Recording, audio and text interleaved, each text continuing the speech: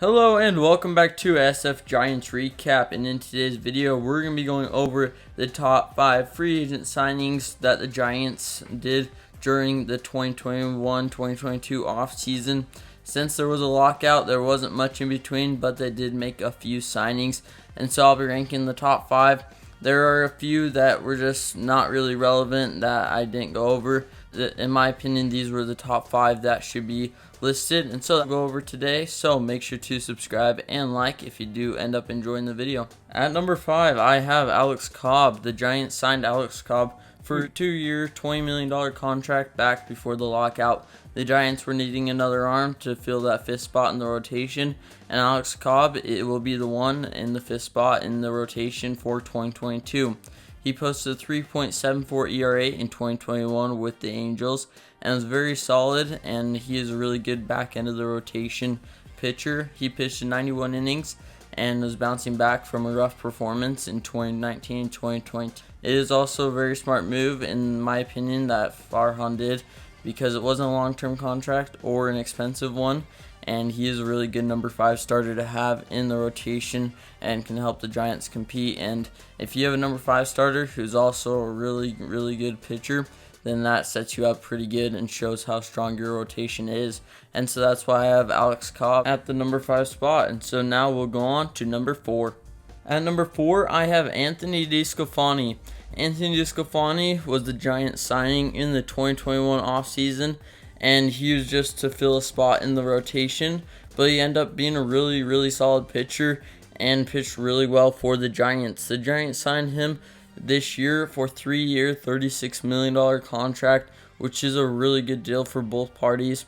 Similar to Cobb, DeSclafani had a rough 2020, but in 2021 he fixed a lot of things and pitched with command, and his off-speed control was fixed, and so he posted a 3.17 ERA with a 3.62 FIP, pitching in 167 innings. I also need to mention his stats. If he didn't play with the Dodgers, he would be close to like a number 1 or number 2 starter, but for some reason he couldn't pitch against the Dodgers, so hopefully the Giants will fix his mental block against the Dodgers. But yeah, Anthony DeSclafani, really good signing, and he'll be back with the Giants for the 2022 season. So now we'll go on to number 3. At the number 3 spot, I have Alex Wood. Alex Wood was also a guy the Giants signed in the 2021 offseason to fill a spot in the rotation. And guess what? He also performed over expectations. And so the Giants signed him again for a 2-year, $25 million contract. In 2021, he posted a 3.83 ERA with 152 strikeouts. I also put him at number 3 because he is more reliable later in the season. He had a nasty slider, his control was on, and he's getting better and better as time went on. Him and DeSclafani can be interchangeable, but I just think that in 2022, Alex Wood will be the better pitcher, but we'll see what happens. Hopefully they both perform above expectations, and so that is why I have Alex Wood at the number 3 spot for the Giants signings. At the number 2 spot, I have Joc Pederson. Joc Pederson was a surprising last-minute free agent signing that the Giants made right before spring training. He signed for a 1-year, $6 million contract, which is a steal of the deal in my opinion, because he is a power-hitting outfielder. He hit 18 home runs in 2021. He also won a ring in 2020 and 2021, and a super clutch in both postseasons for the Dodgers and then the Braves.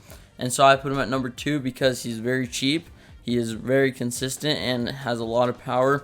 And we kind of need power in this lineup that has lost a lot of good power hitting players. And so we'll see what Joc Pederson will do in 2022. Hopefully he'll perform really well and be clutch like he was last year. So that's why I put him at the number 2 spot. Now on to the number 1 spot. I think you guys all know who number 1 is going to be, and that is Carlos Rodon. The Giants signed Carlos Rodon to a 2-year, $44 million contract with an option to opt out after the first season. So a very good deal for both sides.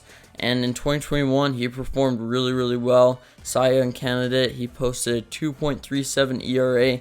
He had 185 strikeouts in 133 innings, and he also threw a no-hitter. And so the Giants, they'll have a strong 1-2 punch with Logan Webb and then Carlos Rodon. Those two will hopefully be lights out for the Giants like they were in 2021.